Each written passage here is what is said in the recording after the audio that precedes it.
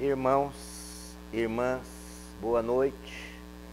O tema é este aí, vida 2. Construindo uma família universal. Dona Dalba, nossa querida Dona Dalba, como sempre, diz que ela quer mesmo essa parte de família universal, porque a primeira parte já faz 65 anos que ela está numa vida conjugal. Mas antes de falarmos de vida conjugal, vamos fazer um passeio pelo namoro, uma figura hoje quase démodé, uma figura quase descartada pela maioria. Né? Dizem que o filósofo é o estraga-prazer. Por quê? Porque ele nos faz pensar, e a doutrina espírita é extremamente filosófica, além de científica, além de dotada de conteúdos morais, ético-morais, ou religiosos, como queira. O que de filósofo ou de filosofia tem a doutrina espírita? Nos faz indagar, nos faz nos perguntarmos como estamos. E se o que estamos fazendo está no caminho mais adequado. E se estiver no caminho mais adequado, se podemos fazer mais ainda. Ou seja, é uma doutrina que perturba o nosso estado de omissão. Nisso, ela, no bom sentido do termo, ela nos faz andar. Ah, eu quero só ir lá, tomar um passe e pronto. Já está bom, já é um primeiro passo. Mas nós somos convidados pela doutrina espírita para caminharmos na leitura. E Dona Dalba dizia, se não lermos, como vamos combater a nossa ignorância? Então, vida 2, falando de namoro, porque tudo começa numa vida 2, em tese deveria começar pelo namoro. Hoje temos figuras interessantes como o tal do ficar. Já fica. E é algo próprio da contemporaneidade. À medida que nós vamos evoluindo, os arranjos sociais vão se alterando e nós vamos ter que aprendendo nos adequarmos nesses arranjos sociais sem perdermos a visão cristã. Nós devemos viver no mundo, mas não para uma vida apenas mundana. Isso é interessante.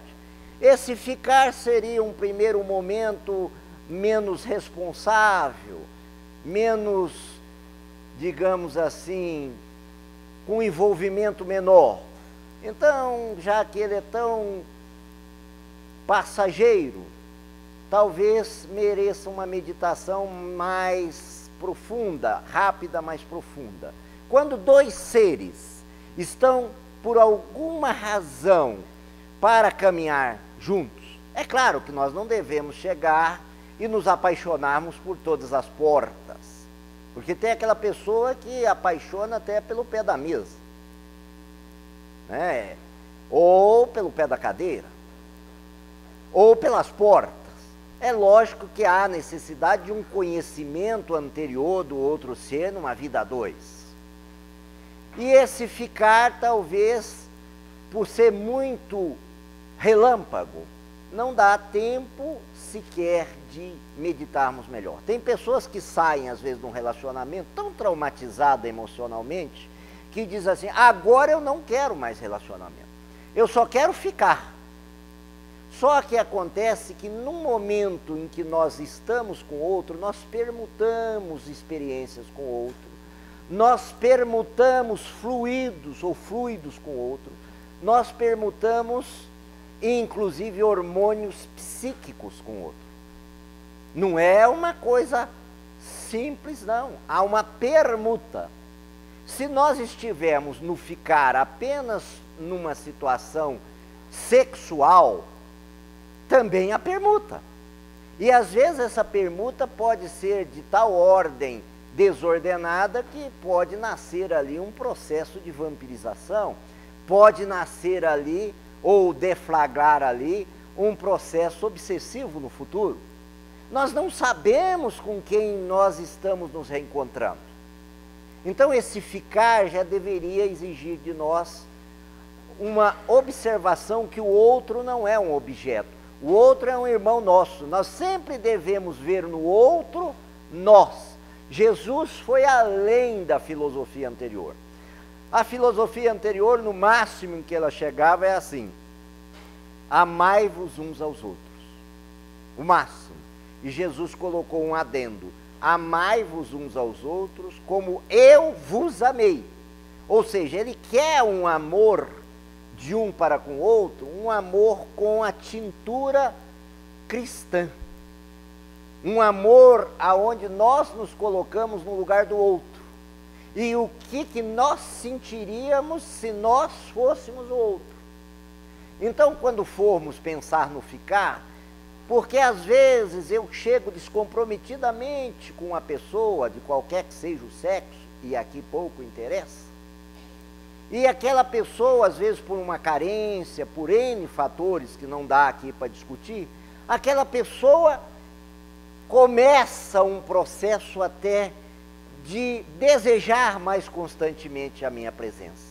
E eu simplesmente a descarto como se fosse algo objetal, como se fosse algo não humano. Isso é cristão? Se nós estivéssemos no local daquele outro, do ficante ou do alvo do ficante, e nós fôssemos descartados de um momento para o outro, isso é interessante. Lembro-me, na minha ignorância, e olha que não tinha tanto esse ficar, eu gostava muito de uma moça e ela possivelmente só queria ficar. Naquele meu tempo, isso não estava estabelecido no vocabulário. E eu desejava muito poder ter um ato, não era sexual. Naquele tempo o sexo é alguma coisa, nós vamos discutir mais para frente. Eu queria, na verdade, receber um beijo daquela moça. Olha quanta coisa. Eu sonhei com aquele beijo, eu floreei, me enchi de romantismo. E uma noite saí com aquela moça e ela me deu um beijo.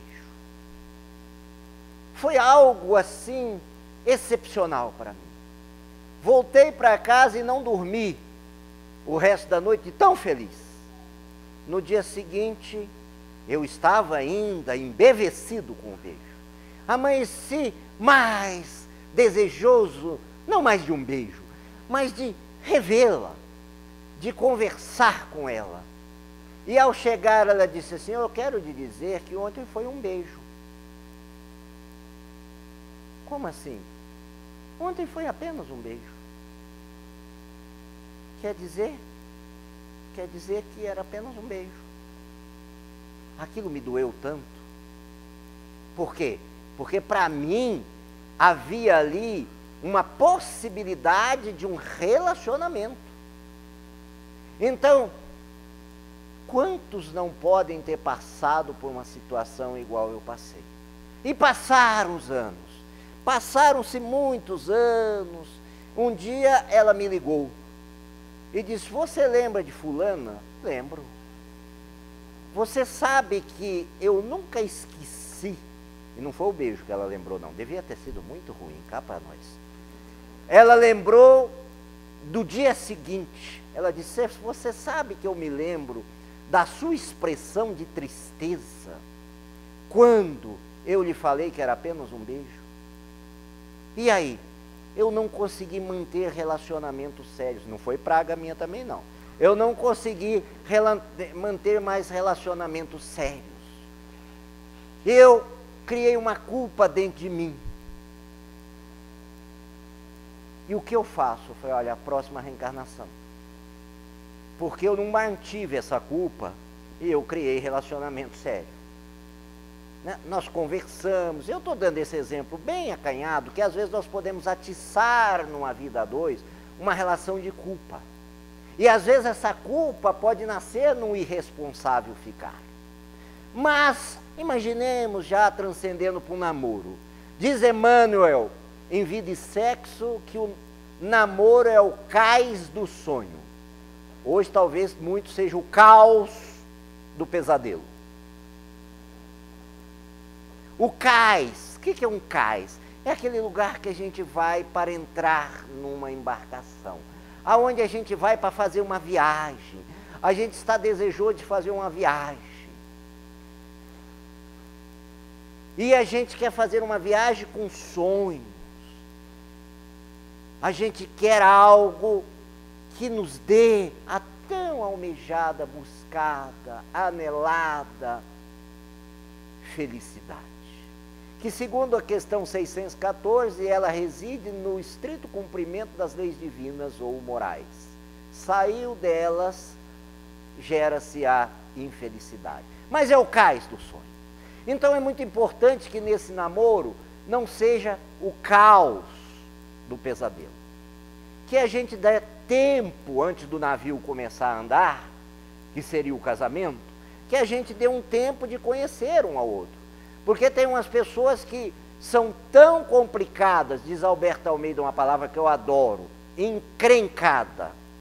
Tem tantas encrencas consigo ou com outro, que na verdade quando estão num relacionamento, o homem, por exemplo, pode estar representando a mãe e a mulher pode estar representando o pai. Naquela briga, às vezes estão trazendo o pai de um com a mãe de outro para brigar. Não é que estão juntos não, são as encrencas do passado. Por exemplo, um pai inculca uma ideia na filha, por hipótese. Homem não merece ser confiável. Ele já está dizendo que ele mesmo não é confiável. Quando um pai fala um negócio desse, eu fico pensando, você não sabe a sentença que você está assinando. Se o homem não é confiável, se ele é homem, portanto, ele não é confiável. Ele já está instilando naquela emoção o quê? Da sua filha, ele já está instilando o medo, a desconfiança, a não entrega. Aí essa mulher vai ter dificuldades mil. A lua de mel pode ser lua de fel. E a mãe do nosso rapaz da história pode dizer, olha, as mulheres são terríveis para dar golpes. É golpe da barriga, golpe do não sei o quê. Meu filho, cuidado, elas são chantagistas. Não que ela não esteja falando verdade, estou brincando. Elas são chantagistas, elas são isso, são aquilo. O menino, o moço, já vai com o pé atrás. Já não é mais nenhuma companheira, já é quase uma adversária. Então, às vezes, numa briga daquele namoro, não é nem o rapaz que está brigando com a moça. É a ideologia de um genitor, de um pai ou de uma mãe, brigando com a ideologia de um genitor do outro. Vocês já tinham pensado nisso? Quando vocês forem brigar, pelo menos, um dia forem discutir, faz o seguinte, tira a família da história. Fala, o que aqui é meu e é seu? Porque cada um vem com a cultura, vem com a educação. O que nós estamos fazendo? Ah, isso aqui você está fazendo igual meu pai falou. Já é uma coisa, né, de transgeracionalidade. Traduzindo, já é encrenca que trouxe de trás. Então, se um dia tiverem uma discussão, ponham-se vocês, desvistam-se o máximo possível do que vocês trazem de herança. Já é um trabalho difícil. E bem difícil. Porque quando um homem, geralmente, a mulher briga com ele, ele fala assim, eu vou voltar para a casa da mamãe. E uma mulher diz, eu vou voltar para a casa do papai. São duas crianças que faltam o que foi lido pelo Josafá na mensagem de hoje. Falta maturidade do senso moral. O sujeito nem saiu da fralda emocional. Então esse namoro tem que ser um defraudar, não uma fraude. Tem que ser algo de tirar, de abrir os corações, de conhecer um melhor do que o outro. Hoje, em regra, conhece hoje, se não for hoje para o motel, vai amanhã.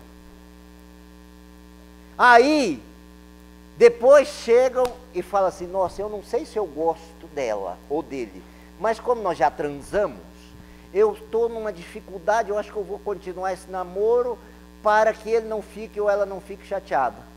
Olha outro problema.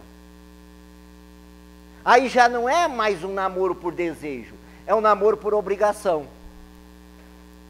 E aí, se partir para o conjugal, né, a conjugalidade, diz Alberto Almeida que vai ser a conjugalidade. Vai ser algo canino na relação.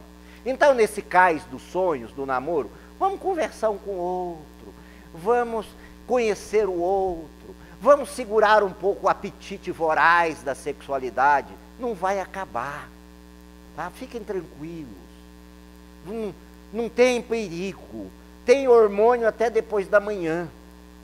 Não pode ficar tranquilo que um tempo a mais, um tempo a menos não acaba. Só acaba quando está lá para os 80. Aí realmente, né, a lei da gravidade ataca. Mas vamos olhar o sentimento. Volta à mensagem inicial, também lembrado na prece do meu querido amigo Miqueias. A sensibilidade. Vamos criar sensibilidade ao invés de sensação. Vamos fazer essa distinção. Sensação é uma coisa de pele. Olha, essa coisa me dá uma sensação. Sensibilidade é algo da alma, é algo do sentimento. Ai, aquela mulher, aquele homem é uma gostosura. Isso é sensação. Aquela mulher ou aquele homem encanta com as suas palavras, encanta com o seu jeito de ser, me toca com aquele sorriso, me toca com aquele olhar de ternura. Isso é sensibilidade. Cuidado para não casarmos, não namorarmos só pela sensação e depois virar frustração, porque sensação passa. Sensação é temporário. Dizem os estudos que a paixão dura no máximo entre 2,5 a 3 anos. Já pensaram? De 2,5 a 3 anos trocando de parceiro? Vai ser muito parceiro. Então pensem já nisso. Então no caos do sonho, não vamos correr para entrar no navio de uma vez só. Vamos conhecer, vamos idealizar, vamos ver se o ser tem semelhanças de plano, de planejamento, de vibração. Já pensou a gente tentando, olha, eu gosto de piano, o outro fala, eu adoro rock pesado. Tudo bem, mas você vai tolerar ele escutando rock pesado e ela vai tolerar ou ele vai tolerar você escutando piano? Porque no começo, é o começo. Ao longo do tempo, vai começar o baixa isso aí, pelo amor de Deus, não aguento mais você fazendo isso. É algo para pensar, e não será vida 2 construindo uma família universal. E aí vai ser vida 2 terminando na própria esfera terrestre. Então vamos começar por aí. Mas nós entramos no navio, tá? E entramos num navio chamado casamento. No começo o navio anda tranquilo, igual quando ele está saindo do cais. Está numa velocidade tranquila, geralmente não tem turbulência, mas depois virão os ventos, os vendavais, as tempestades. Por exemplo, os filhos. Aí eu escuto o casal dizendo assim, com todo respeito, eu não quero ter filho para a gente não perder a liberdade, não perder a oportunidade de gozar a vida. Mas vão ter um vazio. Aquelas mulheres que são inférteis, aqueles homens que são inférteis, que não se dão a beleza da adoção, geralmente dizem, olha, está vazio. Eu não sei, quando eu estou em casa, só eu e a Cris, não está a Bárbara, é horrível. Falta. E nós temos que preparar também para a falta, porque vai chegar um dia que aqueles nossos entes queridos, filhos, irão, para não termos a chamada síndrome do ninho vazio, entrar numa depressão. Eu acho pessoas fantásticas, elas compram casarões enormes, para depois terminarem a vida sós. E não vende o casarão. Podiam vender, comprar um apartamento aconchegante, né? O velhinho, a velhinha ali, o apartamento era tão pequenininho que eles eram obrigados a se beijar ao passarem juntos pela cozinha, né? Já era um exercício de continuidade, né? Porque as cozinhas de apartamento moderno, quando passa 2, você tem que desafiar a lei da gravidade, né? Ali é quase um ato de relação mais íntima, porque um passando a contato de corpos. Não, fica naqueles casarões enormes, um fulano, o outro já está velhinho, não escuta, além de tudo. Você não escuta não, seu surdo. Não precisa nem chamá-lo de surdo, ele já é. Não precisa nem adjetivá-lo, ele já está substantivamente surdo. Então são pontos para pensar. Mas entramos no navio do casamento. E depois virão as tempestades, virão os filhos, como eu falei. Aí temos problemas na educação, às vezes, do filho. Um tira a autoridade do outro. Mãe, eu quero ir em tal lugar. Aí o pai fala, acho que não é bom. A mãe fala, pode ir. Isso é fantástico. Isso é algo incrível. Ou quando mãe e pai começam a discutir sobre educação na frente do filho. Você acha que a gente deve deixá-lo ir? Não, acho que não. Vão lá no quarto, pelo amor de Deus, faça essa decisão lá no conselho do júri, ou seja, na sala secreta, né? Para vocês virem com a decisão pronta. Porque senão você cria confusões naquele ser desde pequenininho. Ele pode perder a referência. Eu escuto o papai, eu escuto a mamãe. O que será o meu norte? Ele terá, às vezes ele pode ser tão desnorteado que ele vai encontrar a facilidade no tóxico de maneira geral, vai encontrar facilidade na mentira, na pseudolalia, que é o nome técnico de mentira. Ou seja, ele vai mentir para conseguir algo. E às vezes nós, os pais, fomos os formadores daquilo tudo. Então é algo para pensarmos. Aí vem a questão da sexualidade dos nossos filhos. Aí um é liberal, o outro é ultra, super, tera conservador. Aí um entra em choque com o outro. Aí, às vezes, a filha engravida-se, por exemplo, tem tanto medo de contar que resolve ir para a porta fácil do aborto, condenável ato do aborto. Medo. Às vezes nós inspiramos tanto medo que nós somos o último a saber, por medos.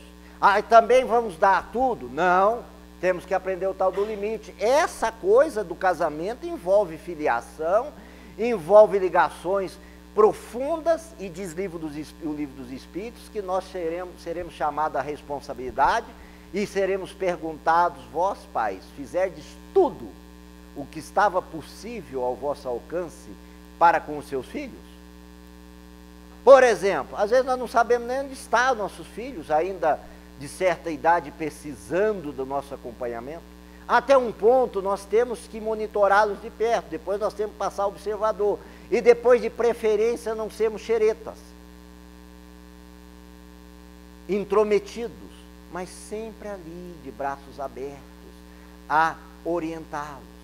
Essa vida a dois, será que nós pensamos, ou será que foi um ato episódico, nasceu o pimpolho e a gente resolveu viver a dois, e depois não sabemos resolver nem a 3, e depois disputamos o filho? Ele é meu filho. Eu sabia, nasceu sozinho. Eu adoro quando eu escuto um pai e uma mãe em processo de separação dizendo assim, esse é o meu filho. Eu achava que eram os dois, foi feito de chocadeira. Naquele momento ele é tão de cada um, que cada um não quer doá-lo a ninguém, portanto ele não é de ninguém. Na verdade é cada um justificando o seu desamparo, tentando dizer que é o melhor pai ou a melhor mãe. Isso aí está no campo da universalidade? Não, isso aí está no campo da mais pura, densa materialidade. Esse é um ponto de pensarmos numa vida a dois para frente, para a construção de uma família. Família. E não basta ser só uma família, de preferência uma família universal, ou seja, aquela que depois que sair da vida encarnada serão família também no mundo espiritual. Porque tem uns aqui que quando sair falam, eu não quero ver você mais nunca, nem pintado de morto, mas não tem jeito, já está morto. Ele já está pintado a sua face. Ainda vai ter que escutar os mentores espirituais, vai falar, você vai ter que voltar com ela ou com ele de novo. Faz parte, porque aqueles 10 adultérios lá vai ter que ser consertado. Mas não tem jeito, não tem. Aqui às vezes vocês têm que se ajustarem novamente, mas tem o mesmo? Tem. Então, além de não ter construído uma família,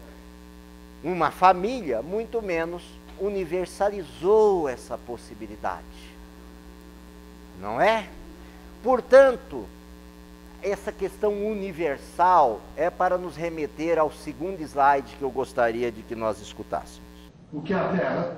A Terra é um planetinha que gira em torno de uma estrelinha, que é uma, entre outras, 100 bilhões de estrelas compondo uma única galáxia, entre outros 200 bilhões de galáxias, num dos universos possíveis. O que é a Terra?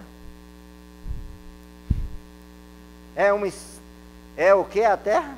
É um planetinha em volta de uma estrelinha, em volta de milhões de astros que compõem um dos universos. Hoje a ciência diz que não há mais um universo. Hoje nós já estamos nos pluriversos, vários universos.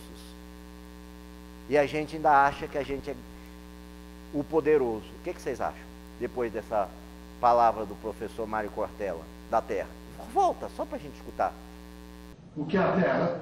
A Terra é um planetinha que gira em torno de uma estrelinha, que é uma, entre outras, 100 bilhões de estrelas compondo uma única galáxia, entre outros 200 bilhões de galáxias, num dos universos possíveis. Isso é a Terra. Você não sabe quem eu sou? Você está falando com um poderoso no planetinha, ao lado de uma estrelinha, ao lado desse inumerável campo cósmico, de um universozinho, diante dos pluriuniversos. Será que dá para brigar agora com a nossa mulher, com o nosso namorado, com a nossa noiva, depois que a gente faz uma ressonância da nossa alma diante dessa coisa? Aí eu resolvi passar para o terceiro slide. Só para a gente ter uma ideia. Isso aí, ó. Como é que nós sentimos perante isso aí? Como é que nós sentimos perante essa coisa pequenininha ali? O que vocês acham? Grandiosos, mas sem valor? Diz Leon Denis, está no livro Depois da Morte. Aí é o seguinte, está lá assim, a alma humana é incomparável, porque se olhada na amplidão dos universos, diria eu, ele fala do universo, é um nada. Mas se também vista na sua potencialidade, chegará ao cume da perfeição e ajudará Deus na construção da sua obra universal. Olha que coisa curiosa. Olhado no aspecto material, olhado no aspecto das coisas da matéria, nós somos um nada. Olhados no aspecto material. Agora, olhados na grandeza, na potencialidade espiritual, nós somos co-criadores, diz André Luiz em Evolução em Dois Mundos. Nós ajudaremos Deus a criar planetas, a trabalhar na sua construção universal. Jesus diz, eu já venci o mundo. E diz mais, vós sois deuses, fará o que eu faço e muito mais. Ele está falando da potencialidade da nossa alma, na grandiosidade do nosso espírito que somos. Agora, tudo isso começa onde? Num treino, num estágio chamado Vida 2. Observaram? Tudo isso começa no estágio chamado vida 2. Eu não tolero companhia. Meu filho, você está no bonde errado. Porque se tudo começa nesse estágio da vida 2, você vai ter que aprender a harmonizar-se. Todos temos que casar? Numa existência, talvez não. Mas numa existência futura, sim. Porque uma das leis é a constituição da família.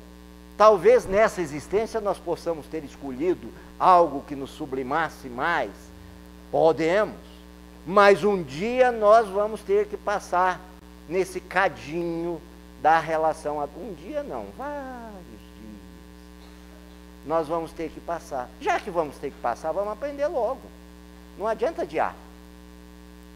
Eu não tolero a minha esposa, meu namorado, minha namorada, ainda arruma amante. Isso quer desequilíbrio mental, né?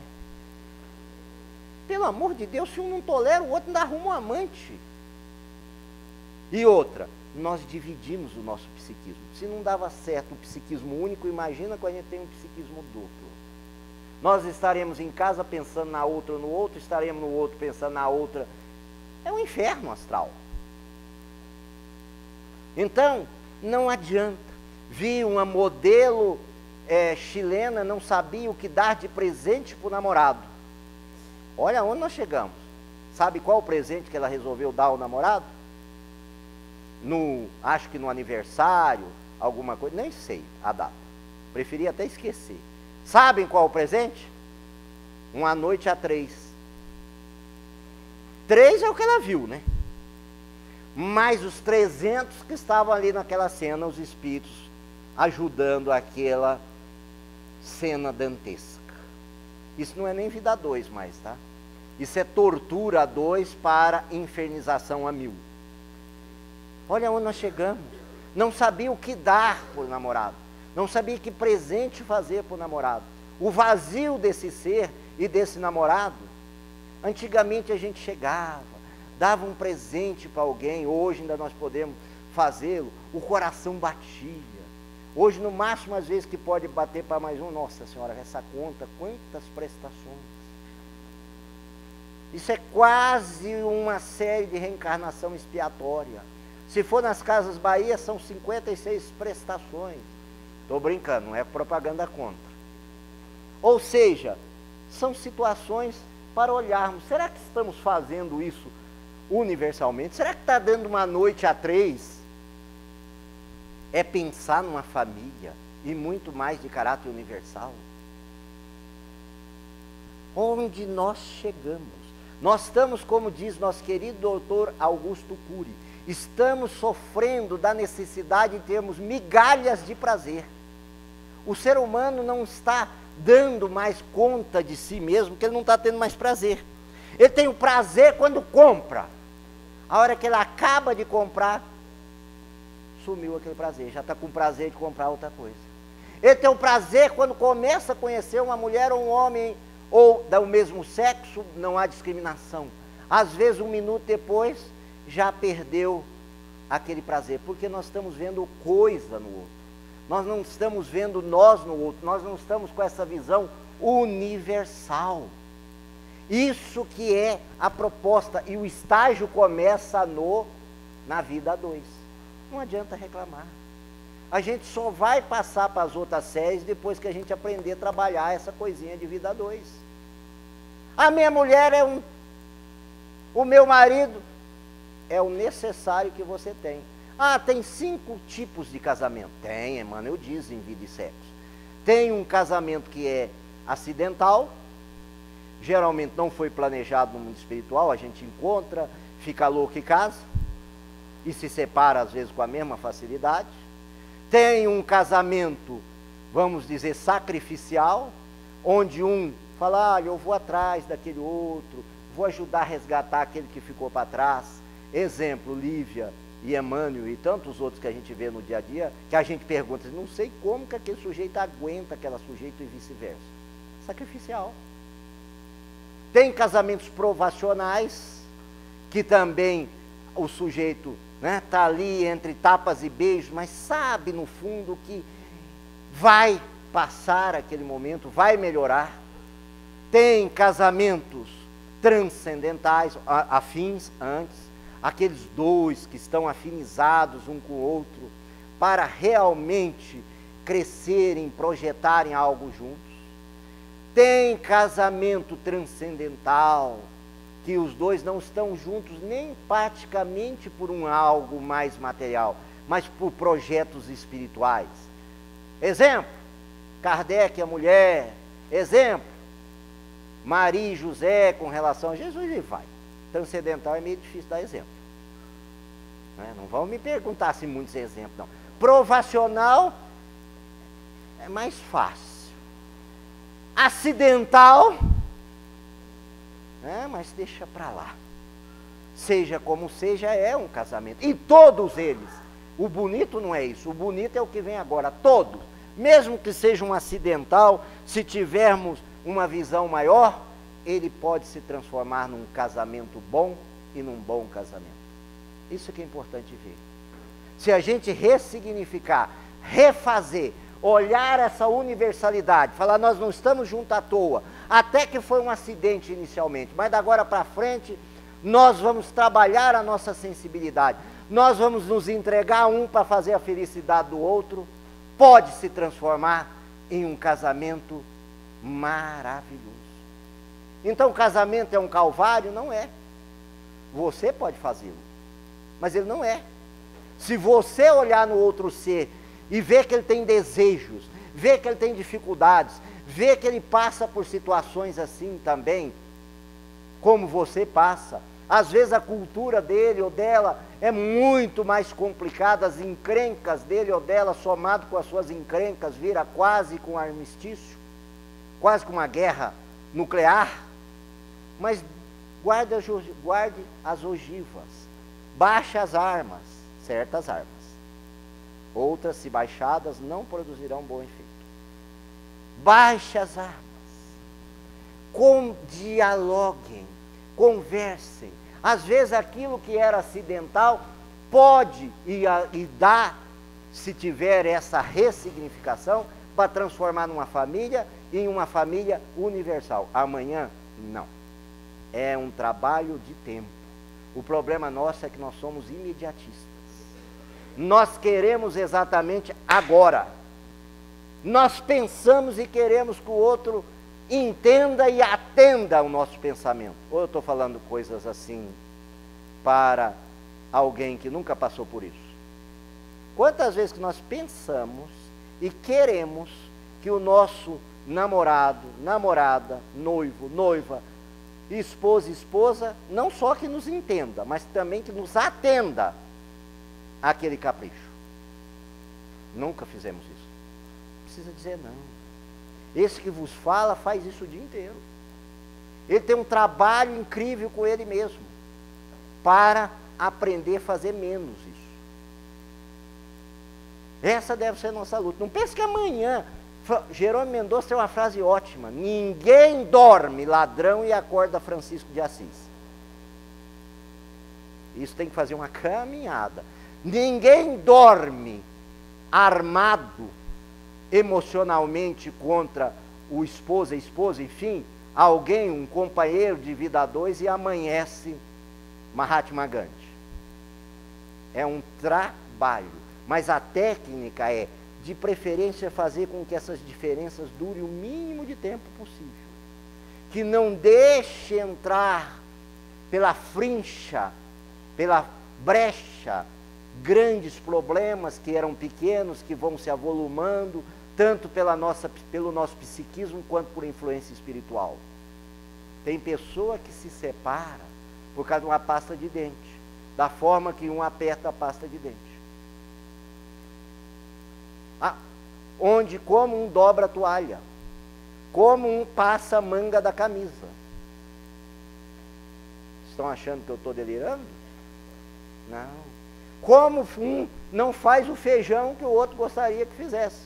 Mas pergunta se aquele que gostaria que o feijão fosse de tal forma, algum dia pôs a mãozinha para fazer o feijão. Ele pôs a boca para fazer crítica. E aí nós ficamos nesse aspecto do terra a terra. Então, vida 2 é esse transcender. O quanto nós estamos dispostos a transcender? Quanto nós estamos dispostos a ouvir o nosso companheiro, companheira, falar algo que a gente não concorda e a gente não revidar?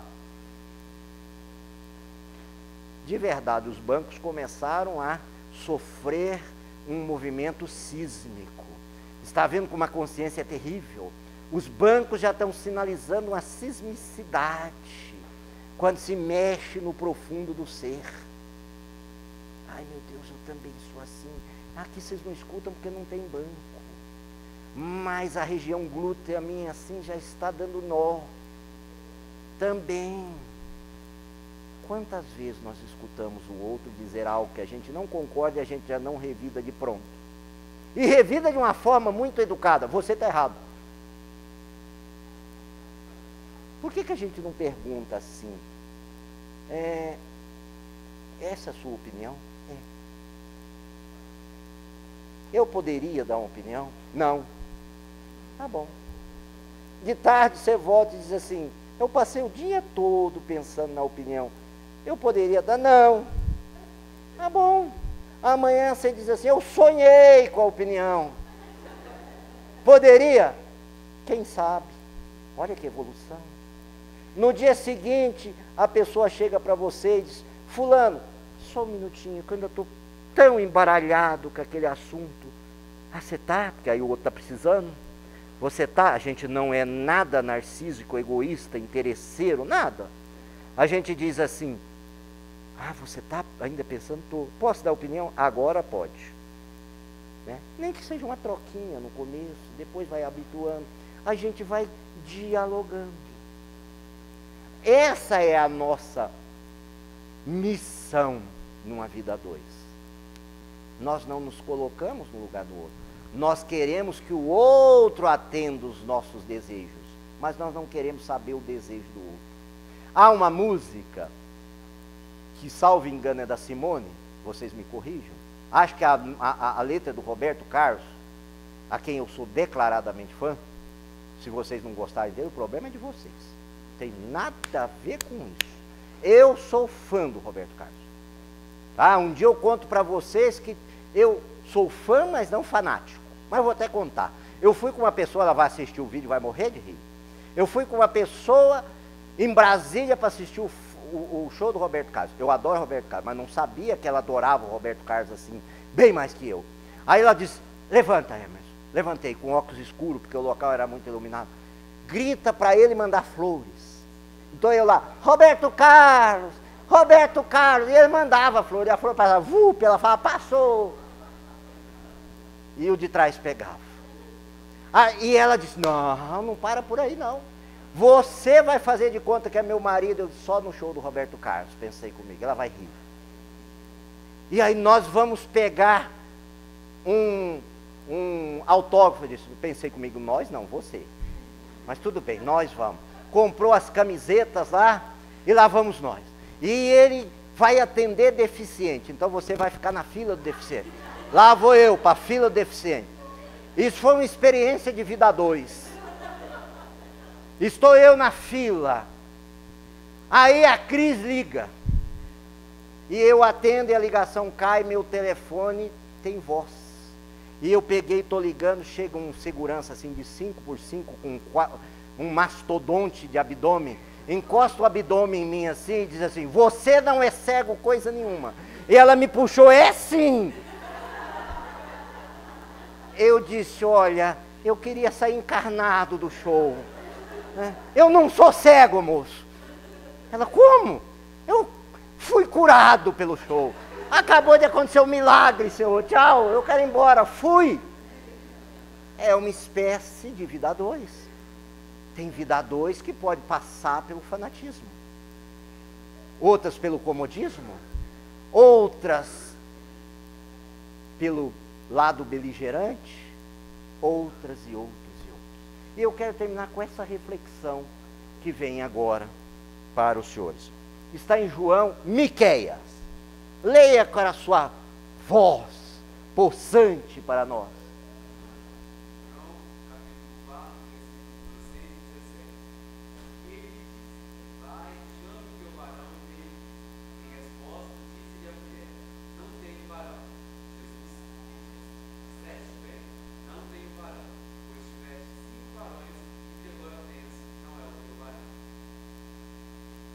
está Jesus no poço de Jacó, na Samaria. E uma mulher vem pegar água. Ele, judeu, pede água à mulher. A mulher diz, mas como que o senhor faz isso? Pedindo água para uma samaritana? E o senhor não tem um copo, o poço é fundo. O senhor não tem um balde, o poço é fundo. Ele diz, ele entretece uma conversa com a mulher e diz que ele, Jesus, possuía uma água diferente daquela, porque do Jacó, do poço, sempre que a gente bebe, a gente tem sede. Ele teria a água da vida, e que se bebesse, aquela mulher bebesse daquela água, ela não teria mais sede. Ela achou que era naquela hora, mas então me dá logo essa água que eu não quero mais ter sede. Não era bem assim. Vá e vá buscar o teu varão, na tradução correta que fez Haroldo Dutra. Outro já diz, vá buscar o seu marido. Não tinha essa palavra na época. Olha a perfeição do Haroldo.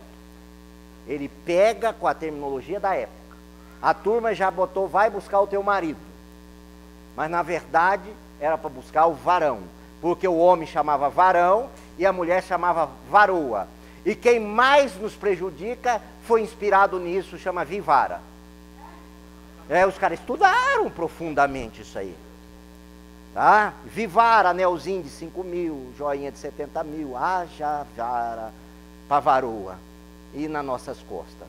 E aí, a mulher diz, eu já tive 5.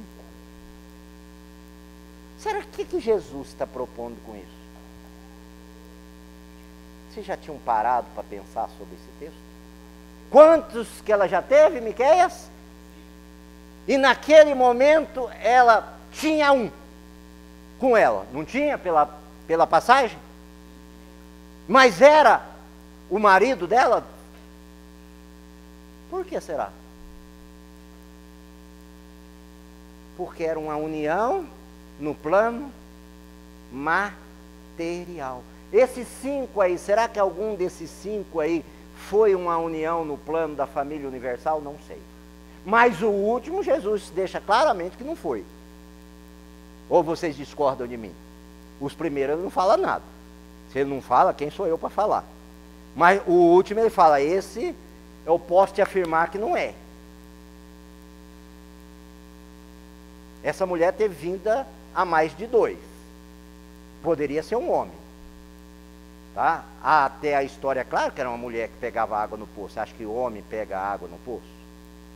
Homem gosta, exceto raras exceções como Mário, que está aqui, que cozinha maravilhosamente bem. A mãe do Mário era médium. Tá? Botou o nome dele de Mário, certamente para dizer que ele cozinhava maravilhosamente bem. Tá? Exceto pessoas poucas, no geral os homens nem são dados à culinária. Eles não querem nem se colocar no lugar da mulher. Ele ainda quer que a mulher pegue água no poço de Jacó. A mulher tem que trabalhar mais, ganhar menos. E aí vai. Ela ainda está em licença maternidade. Que coisa absurda.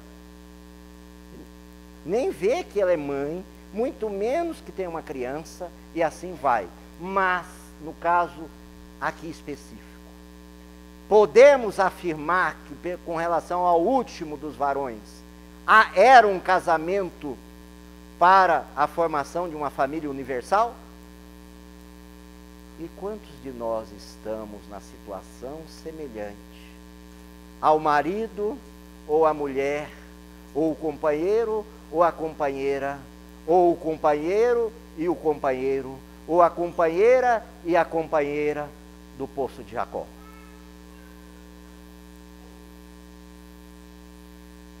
Assim eu termino.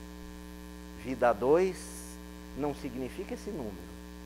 Vida 2 significa entrega, significa vivenciar a 2, significa cumplicidade, significa solidariedade, significa lealdade, significa unicidade de propósito, cada qual sendo o seu ser individual. Não há alma gêmea. A alma que geme junto ou alma algemada. A alma gêmea não tem. Há seres com grande afinidade, ou há ser com grande potencial de sacrificialidade, que se entrega para o outro. Mas gêmeos, almas gêmeas não existem, porque nós somos espíritos inteiros, individualidades integrais. Talvez nós sejamos fragmentários e precisamos unirmos dentro de nós antes, para amanhã unirmos com o outro, porque como é que nós vamos unirmos com o outro se nós dentro de nós estamos despedaçados? Aí há uma música sertaneja nesse aspecto, um convite para a materialidade do acasalamento, que chama Amor com Amor se cura. Eu digo, nossa, desgraça com desgraça dá secura. Ou seja, não é substituindo peças, não é trocando, não é descartando seres, saindo à busca. Às vezes eu escuto pessoas dizendo assim, eu estou à caça, eu sou um espírito muito elevado. Eu fico perguntando de mim, tomara que encontre uma leoa, tá, que te rasgue inteiro, para você não mais ser esse sujeito dado à caça, que você seja alguém que veja no outro, eu estou aberto ao universo para encontrar alguém que junto comigo possamos formar uma família universal para o bem de todos e, acima de tudo, dentro das leis naturais e divinas. Que assim seja.